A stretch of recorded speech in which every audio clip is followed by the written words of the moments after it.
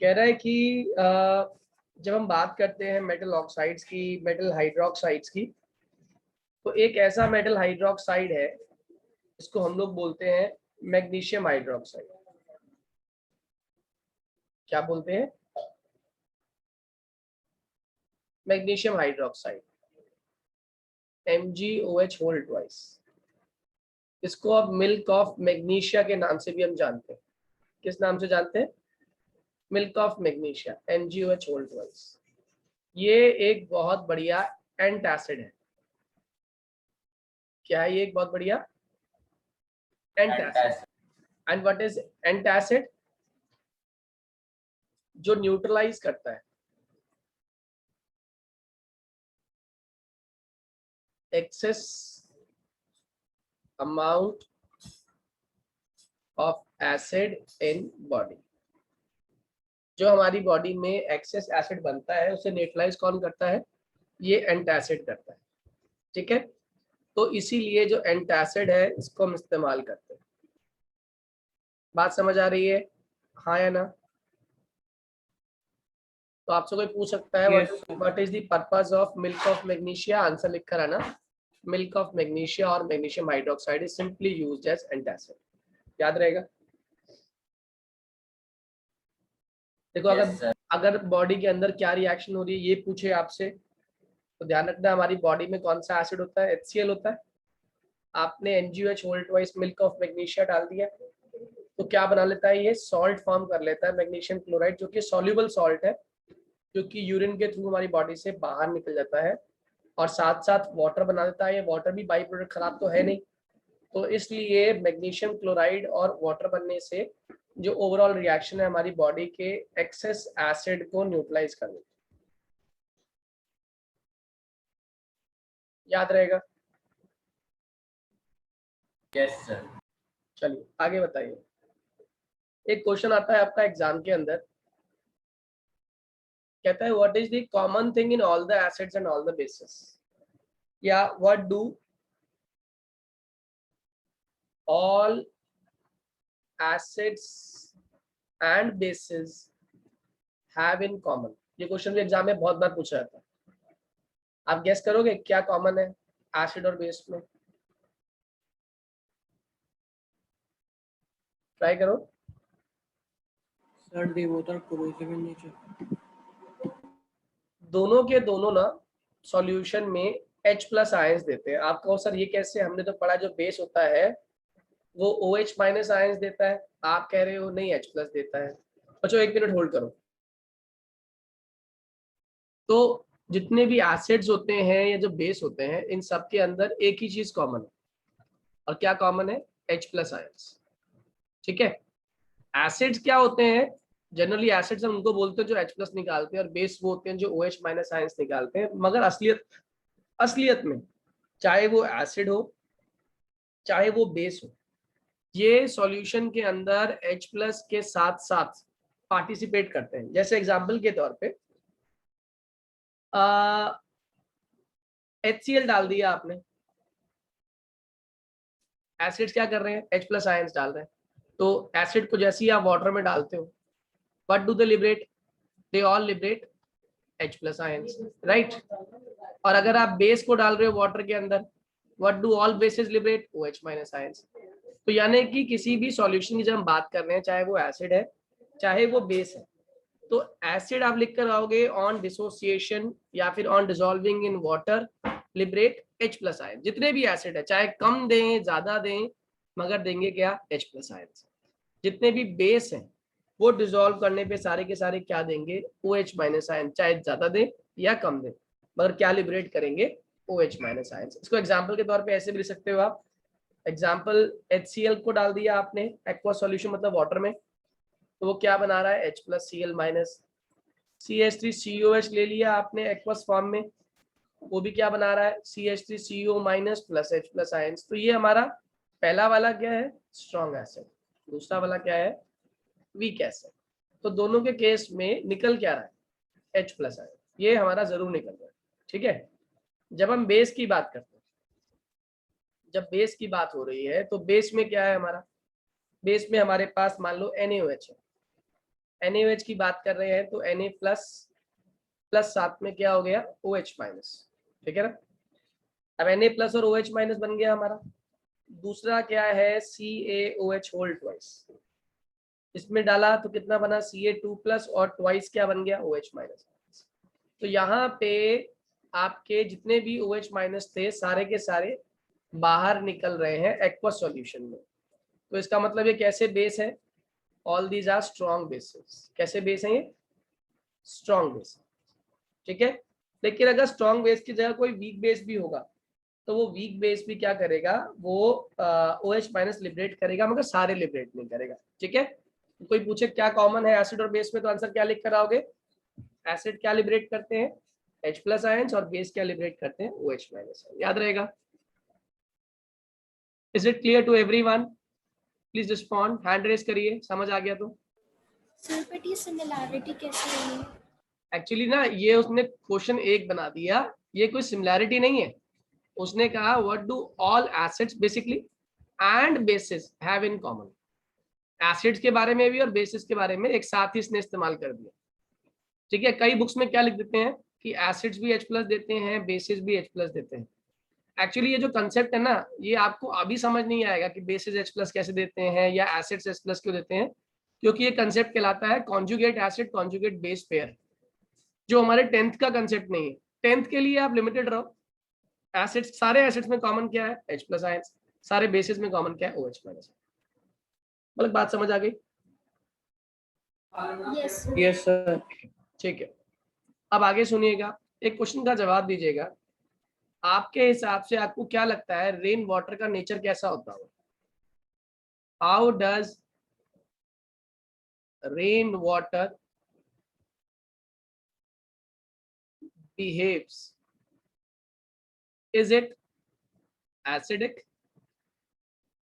or it is basic? क्या ये acidic sir है? रेन वाटर न्यूट्रल होना चाहिए सर, बट जब वो सल्फर डाइऑक्साइड के साथ कंबाइन कर जाता है तो उसका नेचर एसिडिक हो जाता है। बहुत बढ़िया। और सिर्फ सल्फर डाइऑक्साइड ही नहीं, एटमॉस्फेयर में और भी एक गैस है जो उसे एसिडिक कर देगी, कार्बन डाइऑक्साइड। बहुत बढ़िया। तो ये बारिश का पानी है जो लगातार क्लाउड्स में से गिर रहा है, राइट। और इन क्लाउड्स में से निकलने वाला पानी, जितना भी पानी निकल रहा है इसको रास्ते में क्या मिल रहा है, उसको रास्ते में हमारा वो ये CO2 मिल रही। मान लो CO2 को हमने ग्रीन से रिप्रेजेंट कर दिया, ठीक है। तो ये वाटर प्लस CO2 ये क्या बन गया, वाटर प्लस CO2 एक एसिड बन गया जिसको हम लोग बोलते हैं carbonic acid, H2CO3 carbonic acid. ये कार्बोनिक एसिड जो बन गया इसकी वजह से वाटर का नेचर कैसा हो गया, एसिडिक। ऐसे ही और भी पार्टिकल्स मौजूद हैं। मान लो ये सल्फर डाइऑक्साइड के पार्टिकल्स हैं, ये वाले SO2 के पार्टिकल्स हैं, ओके। और ग्रीन वाले CO2 के थे। तो अगर हम H2O में SO2 भी डाल दें तो ये क्या बन जाएगा H2SO3। मेरी बात समझ आ गई, ये क्या हो गया सल्फ्यूरस, सल्फ्यूरिक नहीं सल्फ्यूरस एसिड, याद रहेगा, क्लियर है। Yes sir.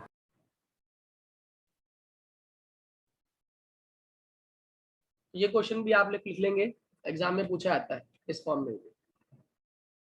अब इसके बाद शुरू होता है हमारा ये कहानी के पश्चात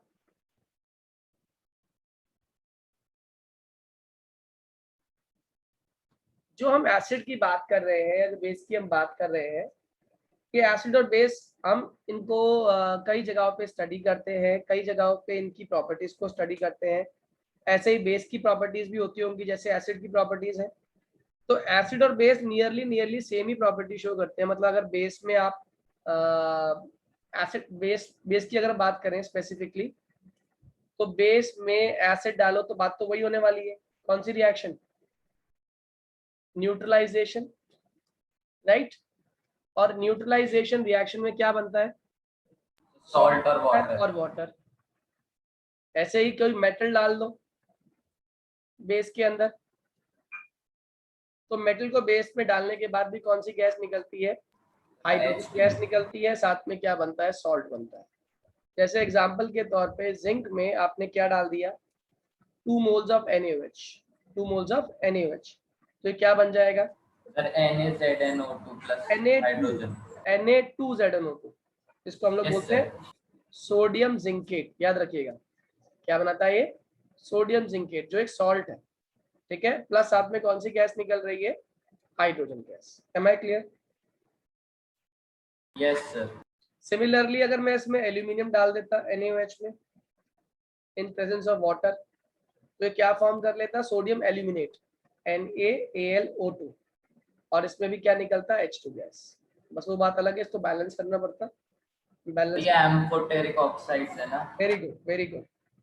जो एल्यूमिनियम है या जो जिंक है, इसको हम लोग क्या बोल देते हैं? They are considered as amphoteric. Now what is amphoteric? ऐसे कंपाउंड्स, ऐसे ऑक्साइड्स या ऐसे कंपाउंड्स जो दोनों तरीके से बिहेव कर सकते हैं, एसिड भी और बेस भी, उनको हम लोग क्या बोल देते हैं? एम्फोटेरिक। समझ आ रही है? एम्फोटेरिक क्या होता है? विच रिएक्ट्स वो एसिड और बेस दोनों के साथ रिएक्ट करते हैं। With acid as well as base. ये क्लियर है सभी को? आप लोग कॉपी कर रहे हो साथ साथ, ये टाइम दूं लिखने के लिए? Yes sir. कॉपी कर रहे हैं सभी? Yes sir. सिर्फ एक ही बच्चा बोल रहा है, बाकी बच्चे बताएं।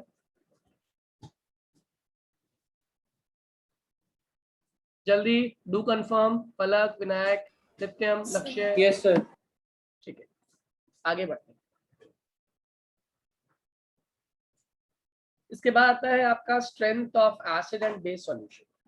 नेक्स्ट है, कोई भी एसिड, उसकी स्ट्रेंथ क्या है, यानी कितने लेवल का वो एसिडिक है और या कितने लेवल का वो बेसिक सॉल्यूशन है, ये हम कैलकुलेट करेंगे, ये हम फाइंड आउट करेंगे।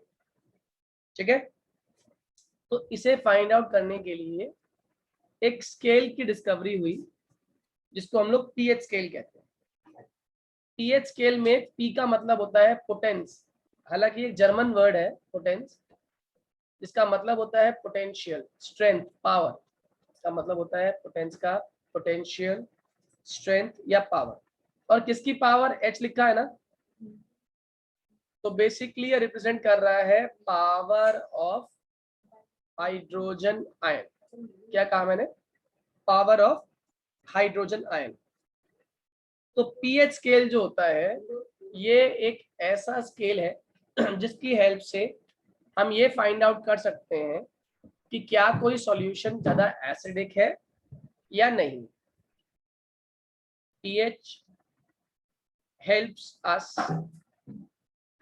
to know whether a solution is acidic, basic और न्यूट्रल। एसिडिक है, बेसिक है या न्यूट्रल है। जैसे एग्जांपल के तौर पे, अगर पीएच की बात करें और पीएच की वैल्यू 7 से छोटी हो जाए, कि छोटी हो जाए 7 से, एसिडिक। तो हम बोलेंगे सॉल्यूशन कैसी है? सारी की सारी एसिड है।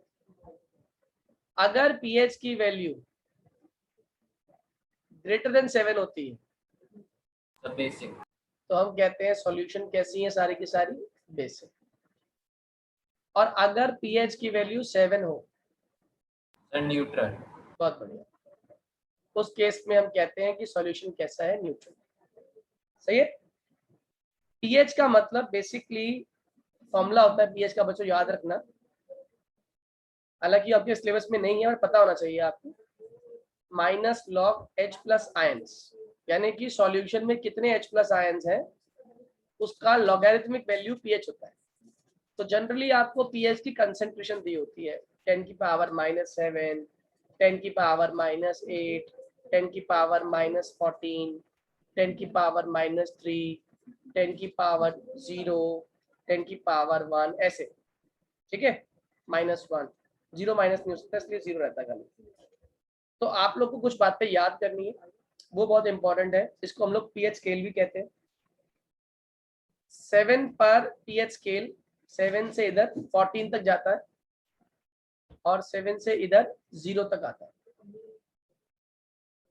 ठीक है, इंपॉर्टेंट बात ये है, जब आप यहां से यहां चलते हैं तो आपकी एसिडिक स्ट्रेंथ इंक्रीज होती है। क्या इंक्रीज हो रही है? Acidic strength. जब आप यहां से यहां चल रहे हैं तो आपकी बेसिक स्ट्रेंथ इंक्रीज होगी। इधर से इधर एसिडिक स्ट्रेंथ, इधर से इधर बेसिक स्ट्रेंथ। तो 7 से 0 की तरफ आते आते क्या बढ़ रही है? Acidic strength. और 7 से 14 जाते हुए क्या बढ़ रही है? Basic strength. तो कोई आपसे कहे there are 3 solutions A, B and C. A का पीएच आपको दे दिया 5, बी का 3, सी का 11 और डी का 13। आपको 30 सेकेंड्स दिए, बताइए, इनको लिखकर दिखाइए, इनको अरेंज करिए। पहले तो इंक्रीजिंग एसिडिटी के हिसाब से, फिर इंक्रीजिंग बेसिसिटी के हिसाब से, कौन मोस्ट एसिडिक कौन मोस्ट बेसिक।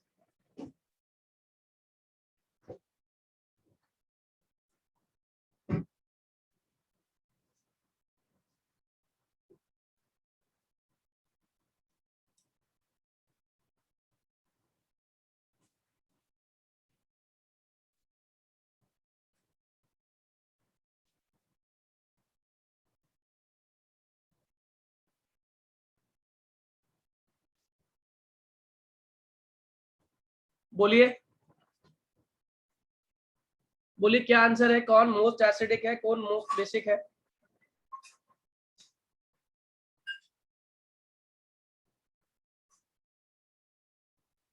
बच्चों बताओ। सर बी मोस्ट एसिडिक है और D most basic. Very good. तो सी और डी में से ज्यादा बेसिक कौन है? Sir D. कितने लोगों को ये बात समझ आ गई? यस सर, आ गई।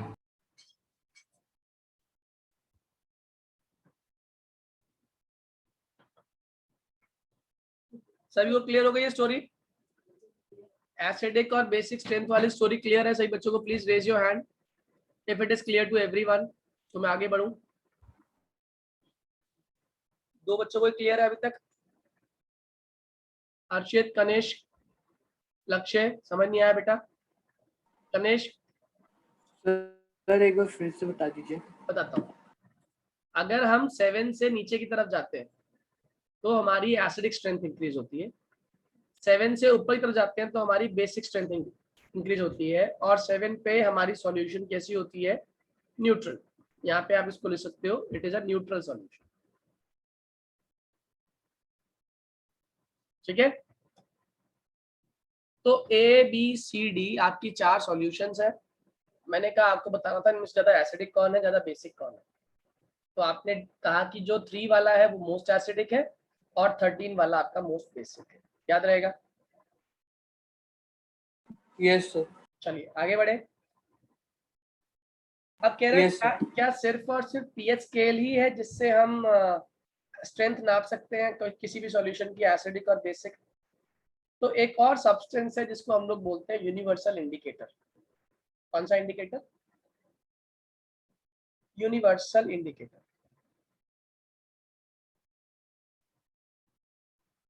ये भी बेसिकली एक ऐसा इंडिकेटर है जिसमें बहुत सारे और इंडिकेटर्स होते हैं। ये अलग अलग कलर शो करता है डिफरेंट पीएच वैल्यूज के लिए। मतलब जिसमें जितनी कंसंट्रेशन होंगी उसके हिसाब से रेस्पेक्टिव सॉल्यूशन के लिए, रेस्पेक्टिव पीएच के लिए एक रेस्पेक्टिव कलर होगा। तो आप लिख दोगे it is combination of several type of indicators. पहली बात, ये कई सारे टाइप ऑफ इंडिकेटर्स का पहली बात तो कॉम्बिनेशन होता है, फर्स्ट थिंग। दूसरा, ये डिफरेंट कलर देता है। different color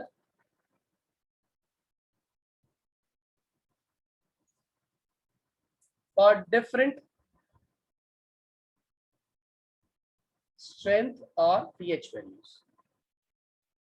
डिफरेंट वैल्यूज के लिए डिफरेंट ये कलर शो करते हैं. ठीक है, जैसे अगर मैं बताऊं पीएच स्केल जो आपने देखा भी होगा स्कूल में शायद 0, 1, 2, ये जो होता है ये रेड के शेड दिखाते हैं. 0 का बिल्कुल डार्क रेड होता है, 1 का थोड़ा सा स्लाइट रेड और 2 का और रेड कलर कम हो जाता है. फिर 3 से लेकर 5 तक मान के चलिए ऑरेंज कलर दिखता है आपको. रेड से नेक्स्ट कलर जो शो करेगा वो ऑरेंज कलर शो करेगा. फिर 5 और 7 के बीच में यानी कि 6 जो मेजरली 6 शो करता है येलो कलर.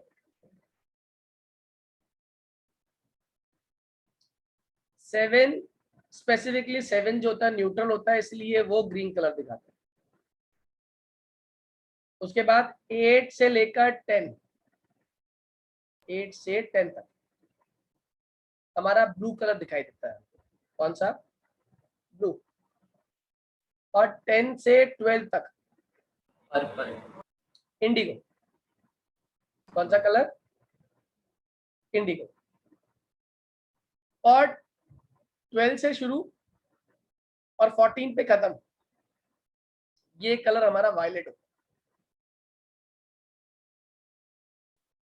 याद रहेगा. कलर याद कर लोगे तो अच्छी बात है, आपके काम आएगा. आप किसी भी एनटीएससी लेवल के एग्जाम में भी आपको पूछ सकता है क्वेश्चन. हालांकि बोर्ड्स में ऐसे क्वेश्चन नहीं पूछता. बोर्ड्स में सिंपल पीएच के क्वेश्चन पूछा कि क्या फर्क पड़ता है पीएच वैल्यू पे, कौन सी वैल्यू ज्यादा एसिडिक है, कौन सी वैल्यू ज्यादा बेसिक है, ऐसे क्वेश्चन आते हैं. ये क्लियर है? आगे बढ़ो. ये टेबल आप लोग कॉपी कर लो, ये इंपॉर्टेंट है. कॉपी करो, 1 मिनट दे रहा हूँ. चलिए. Yes sir. अब बहुत इंपॉर्टेंट क्वेश्चंस शुरू हो रहे. क्वेश्चंस इतने इंपॉर्टेंट कि सबसे ज्यादा रीजनिंग क्वेश्चन इसमें पूछा जाएगा आपसे. पहला क्वेश्चन आता है, इसको हम टॉपिक को बोलते हैं, हेडिंग देते हैं इसको नाम, importance of pH in everyday life. कि पीएच की क्या इंपॉर्टेंस है हमारी एवरीडे लाइफ में. ओके. अब सबसे पहले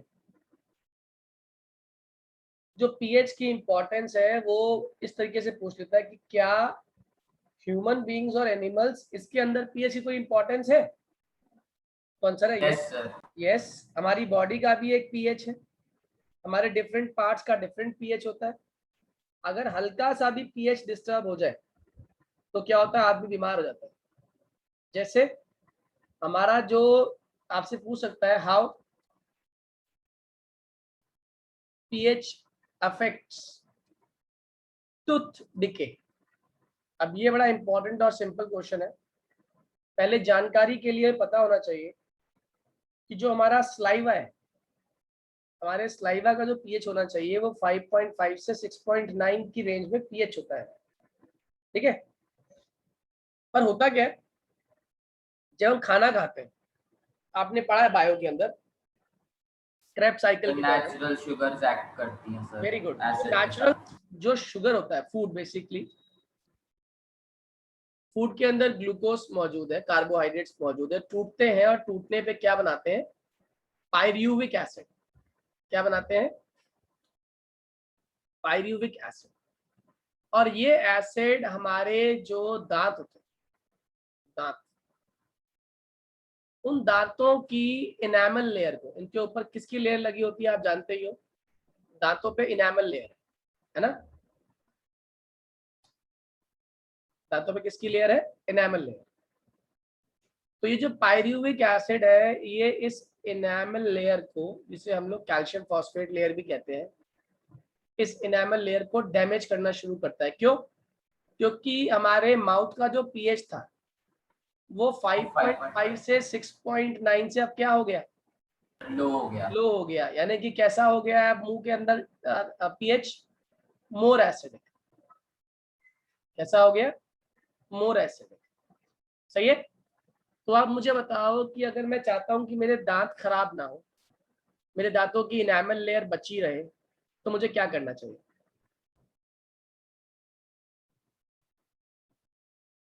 जल्दी बोलो। ब्रश करना चाहिए बहुत सर, बढ़िया, like, बहुत बढ़िया। जो भी हम खाना खा रहे हैं, खाना खाने के बाद we should use toothpaste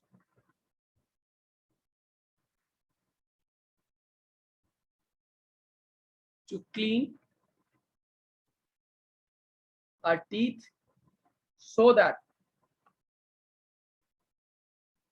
excess acid formation should not affect the teeth। बात समझ आ रही है? सर टूथपेस्ट के अंदर जो सोडा होती है सर वो एसिड को न्यूट्रलाइज कर देती है। टूथपेस्ट इज बेसिकली बेस, है ना? टूथपेस्ट क्या होता है? बेस होता है, और वो Yes, sir. बेस है, इसीलिए वो एसिड को क्या कर रही है? न्यूट्रलाइज कर रही है। याद रहेगा सभी को? Yes sir. ओके। अब क्या होता है अब वो क्वेश्चन पूछ लेगा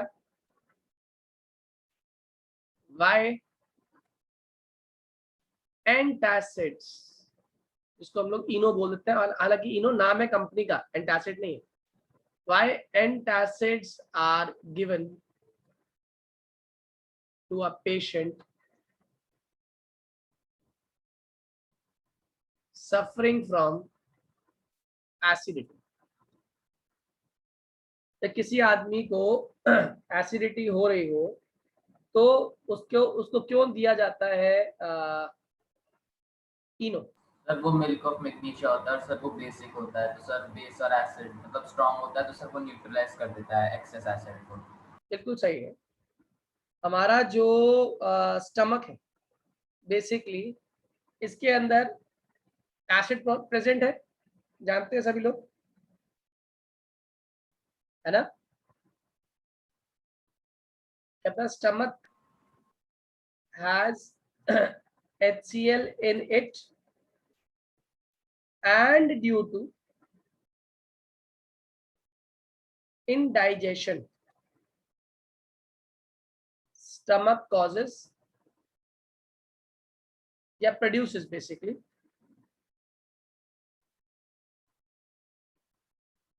too much acid, therefore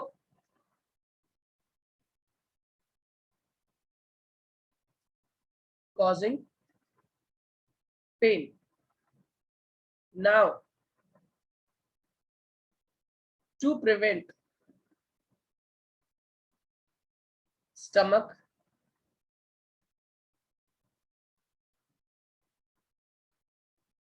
from this pain, antacids like कौन सा? Milk of magnesia. MgOH whole twice, magnesium hydroxide या milk of magnesia is given, which neutralizes excess acid। याद रहेगा? जल्दी बोलिए हाँ या ना। Yes sir. Yes sir. अगला क्वेश्चन कहता है does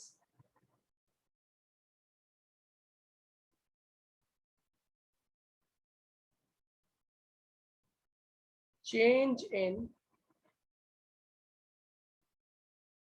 pH value of rainwater is good for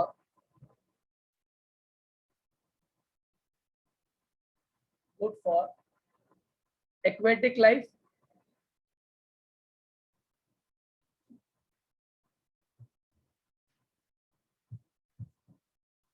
बताओ क्या yes sir, sir pH acid में रेन की वजह से। अच्छा है ये खराब है? खराब है सर क्योंकि वो एनिमल्स को हार्म करता है सर एसिडिक वाटर। ऑब्वियस सी बात है कि जो एक्वेटिक एनिमल्स हैं, आप लिखेंगे the pH value of rain water is less than 5.6 और नदी के पानी का pH कितना 7 है ना. Yes, sir.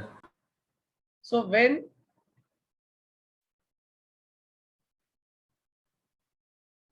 this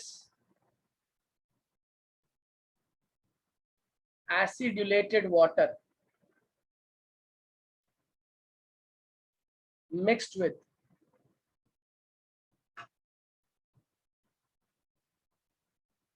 river water,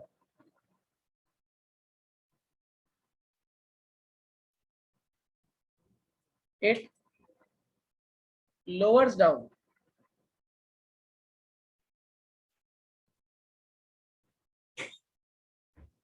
pH of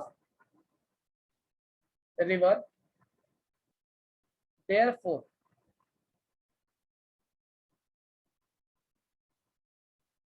causing damage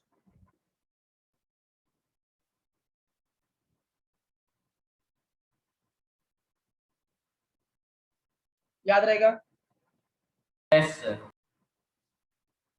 Is it clear to everyone? जल्दी बताइए. Yes, sir. बाकी लोग बताइए. Yes, sir. तनेश, हर्षित, लक्ष्य, नित्यम, पलक. Yes, sir. Yes, sir. Okay. अब कई बार आपने देखा होगा कि सुनने में आता है किसी किसी किसान का जो खेत है उसमें उसने इतना एक्सेसिव फर्टिलाइजर यूज कर लिया कि उसका लैंड जो है वो बैरन हो गया. अब बैरन होने के पीछे रीजन क्या होता है कि उसके खेत में एसिडिक कंटेंट बहुत बढ़ गया, उसकी पीएच जो है खेत की बहुत लोअर हो गई. और सॉइल की फर्टिलिटी को मेंटेन करने के लिए एक एप्रोप्रिएट पीएच होना बहुत जरूरी है. ठीक है. तो हम क्या करते हैं, हम उसी सॉइल, मान लो वो क्वेश्चन पूछ लेगा what can be done if the soil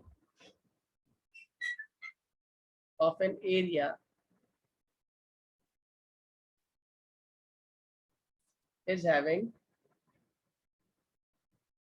lower pH or more acidic. क्या करना चाहिए आप बताओ. कोई सिंपल, सस्ता और टिकाऊ तरीका बताओ.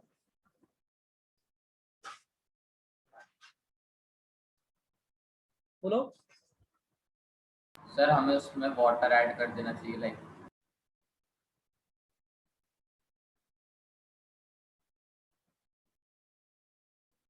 Sir soil sir chemical fertilisers की वजह से उसका पीएच डाउन हो जाता है सर. देखो, फर्टिलाइजर नहीं, अगर खेत के अंदर एसिडिक कैरेक्टर बढ़ गया तो मेरे पास एक बहुत सस्ता इलाज है. तो क्या है? कैल्शियम ऑक्साइड, चूना. चूने पाउडर को लेके खेत में छिड़क दो और शाम को खेतों को क्या दे दो, पानी डाल देंगे सर तो बताओ क्या कैल्शियम बन जाएगा? हाइड्रोक्साइड बन जाएगी. Very good. और कैल्शियम हाइड्रोक्साइड क्या है? बेसिक. बेस है. अगर बेस है तो क्या करेगा? सर वो एसिड को न्यूट्रलाइज करने लगेगा. बहुत बढ़िया. इस प्रोसेस को बोलते हैं हम लोग लाइमिंग ऑफ सॉइल. ये आपने लाइम डाला, कौन सा लाइम? क्विक लाइम, चूने को बोलते हैं. ठीक है. So quick lime plus water क्या बन गया हमारा? स्लेट लाइम, जिसको हम लोग किस नाम से जानते हैं? कैल्शियम हाइड्रोक्साइड, जो अपने आप में क्या है? एक बेस है. एंड दिस बेस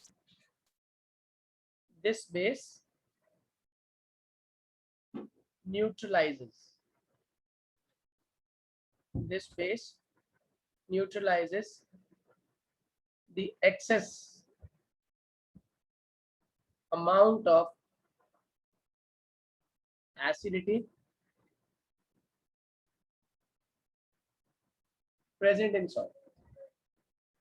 याद रहेगा? Yes, sir. Am I clear to all?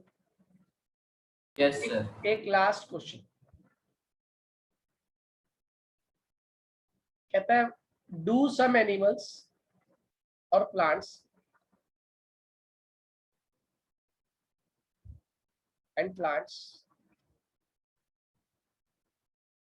uses pH for self defense? सब bees और ants यूज करती हैं सर. Yes. देखो होता क्या है, इसका आंसर है जो वैस्प होता है ततैया और जो हनी भी होती है मधुमक्खी, ये दोनों काटती हैं तो बहुत दर्द होता है. बस फर्क क्या है, जब वैस्प काटता है ना तो वो छोड़ता है बेस, जिसको हम लोग बोलते हैं एल्कली सॉल्यूशन, बहुत ही स्ट्रॉन्ग एल्कलाइन सॉल्यूशन ये इंजेक्ट करता है. और जो हनी भी है Acid. वो एसिड लिबरेट करती है.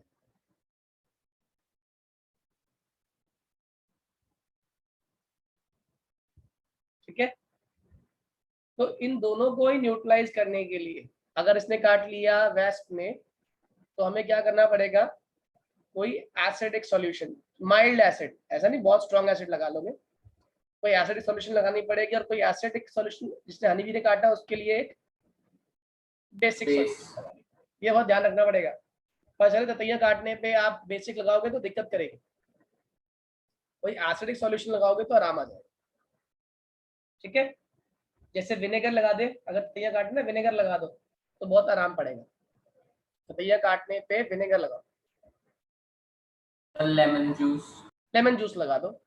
लेमन जूस भी एसिडिक है, मगर विनेगर थोड़ा लाइट और माइल्ड है ना, इसलिए थोड़ा आराम भी रहेगा और दिक्कत भी नहीं होगी, ज्यादा इरिटेशन भी नहीं. और एक प्लांट होता है जिसको हम लोग बोलते हैं nettle plant. Nettle plant, nettle plant की जो लीव्स होती है, लीव्स की एजेस पर एसिड होता है, ये एसिडिक होती है. So when rubbed accidentally by it we get irritation. क्यों? हमारी बॉडी को इसने क्या छोड़ दिया, हमारी बॉडी के ऊपर एसिड का अमाउंट छोड़ दिया. इसी नेटल प्लांट के बॉटम में, इसकी रूट्स के पास एक और प्लांट ग्रो होता है जिसको बोलते हैं डॉग प्लांट. डॉग प्लांट की जो लीव्स होती है ना, दे हैव बेसिक नेचर. तो अगर किसी को नेटल प्लांट छू जाए तो नेटल प्लांट की लीव को लेके रब कर दो, आपको आराम मिल जाए. सर ये डॉग प्लांट का उगना मतलब बिल्कुल कंपलसरी होता है, जैसे नेटल प्लांट के बिल्कुल नहीं? हाँ, वहीं पाया जाता है, उसकी रूट्स के आसपास ही डॉग प्लांट मिल जाएगा. ठीक है, बात समझ आ गई सभी बच्चों को? Yes sir. कंसेप्ट क्लियर हो गया आज जो पढ़ाया मैंने आपको?